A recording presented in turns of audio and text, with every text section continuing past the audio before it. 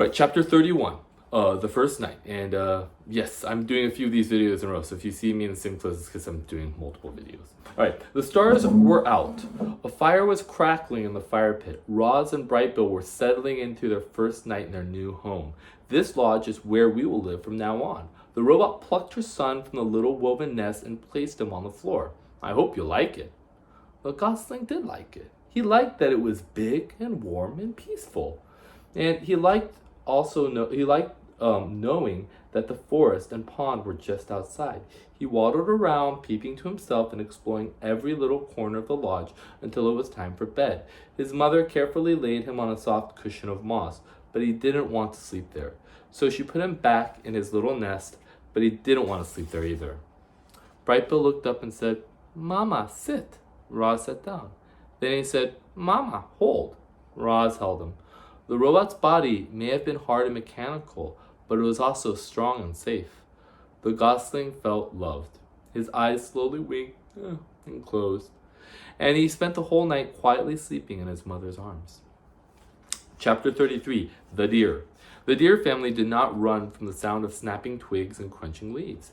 They had all heard about Roz and Brightbill, and they knew there was nothing to fear. Crown Point stood before his doe and his 3 spotted fawns, and the family watched as the robot approached with a gosling on her shoulder. "Hello, dear. My name is Roz, and this is Brightbill. We are looking for a doe named Tawny." Crown Point moved aside, and the doe silently stepped forward. "Mr. Beaver helped us build a lodge," said Roz, "and he thought you might help us grow a garden." "Mr. Beaver helped you?" came Tawny's gentle voice. "You must have done something for the beavers." "I brought them freshly cut trees." Tawny looked at Crown Point, and the buck slowly nodded. "I will help you grow a garden," said the doe to the robot, "if you will let my family eat from it." The robot nodded in agreement, and then she quietly led Tawny back to the nest. Chapter 33. So these chapters are actually pretty short. The garden. After inspecting the grounds, Tawny asked Roz to remove all the dried brambles and weeds and leaves from the garden area. She asked her burrowing friends, the moles and groundhogs, to dig through the dirt and loosen the soil. And then she asked all the neighbors to do the same thing.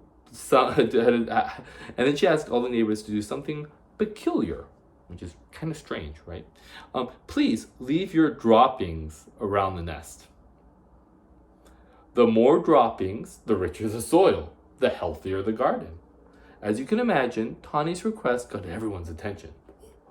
The place was soon crawling with woodland creatures curious to hear more about the garden project.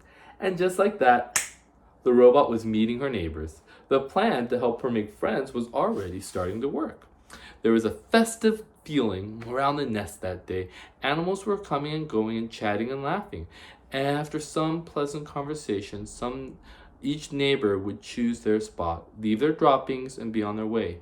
And always with a smile.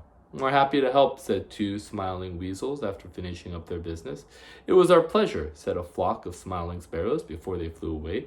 "I shouldn't be much longer now," said a smiling turtle as he slowly made his contribution. As all this was going on, Roz walked around and thanked everyone. "I am not capable of defecating," which is, scientifically way to saying, excreting waste. She explained, "So your droppings are most appreciated." Once the grounds were fertilized, that's an interesting word, it was time for the plants. Tawny brought Roz and Brightbill out to a lush meadow. The robot sank her fingers into the ground and felt a spongy layer of roots below the grass. Slowly, carefully, she rolled up the white strips of sod, exposing the dark, wormy soil. She carried the rolls back to the nest and spread them out to make a patchy lawn. Then she transplanted clumps of wildflowers and clovers and berries and shrubs and herbs until the nest was surrounded by a scraggly collection of plants.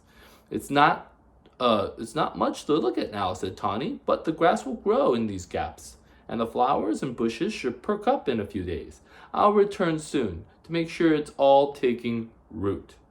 Before long, this will be a lovely garden." By the way, here's a picture of the deer family. Right?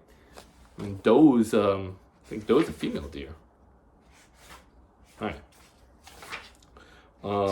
This is going to be our last chapter. I'm going through a few chapters, but these chapters are a lot shorter than the previous ones. This was called The Mother. So there's a picture of the mother. All right. Okay. Like most goslings, Brightbill followed his mother everywhere. He was a slow, tottering little thing, but Roz was rarely in a hurry, and together they loved meandering, which means go slowly, meandering along the forest paths and along the banks of the pond. However, they spent most of their time right in their own garden. You see, the garden was no longer scraggly. Thanks to the robot's careful attention, it was now bursting with colors and scents and flavors. Clearly, Roz was designed to work with plants. "Oh, Roz, you've been busy," said Tawny as her family grazed on the wonderland of growing things. "This garden is glorious. You'll be seeing quite a lot of us around here." Tawny meant what she said. Each morning around daybreak, Roz and Brightbill would hear quiet footsteps outside the nest. And there would be Tawny and Crown Point and her fawns, Willow, Thistle, and Brook, happily nibbling on the garden. The deer weren't the only regular visitors. The beavers became quite fond of gnawing on a certain hardy shrub at the edge of the garden. Digdown, the old groundhog, popped up to munch on berries. Broadfoot, the giant bull moose, came up to chew on tree shots. And of course, bees and butterflies were there every day, happily floating through the flowers. There always seemed to be friendly animals hanging around the garden. It was amazing how differently everyone treated Roz these days. Remember, he used to be called Monster. Now, how is he treated differently now?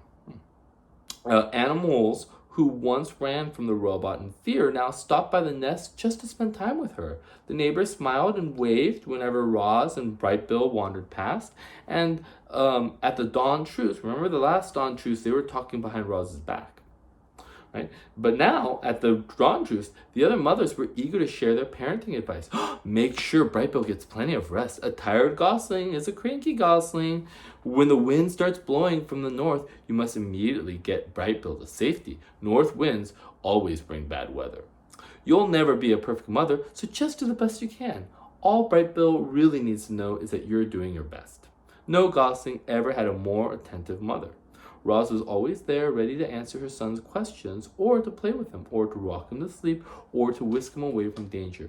With a computer brain packed full of parenting advice and the lessons she was learning on her own, the robot was actually becoming an excellent mother.